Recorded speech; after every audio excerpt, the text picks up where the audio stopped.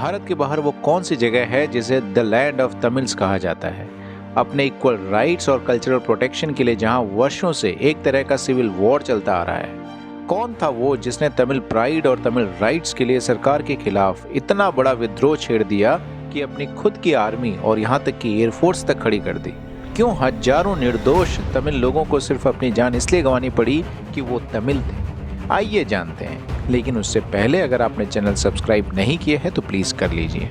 भारत के तमिलनाडु की कोस्टलाइन से 100 किलोमीटर से भी कम दूरी पर होने की वजह से पास्ट में तमिल लोगों का माइग्रेशन होता है श्रीलंका के नॉर्दर्न पार्ट में, जिसका नाम है जाफना।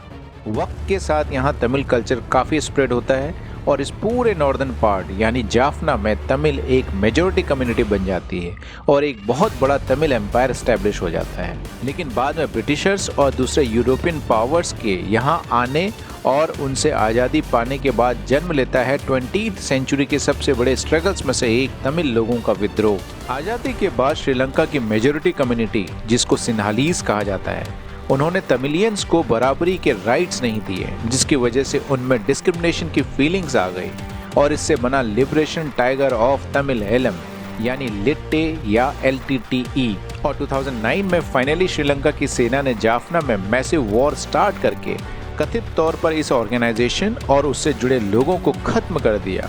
इस वॉर में कहा जाता है कि लगभग 80,000 बेकसूर लोग मारे गए।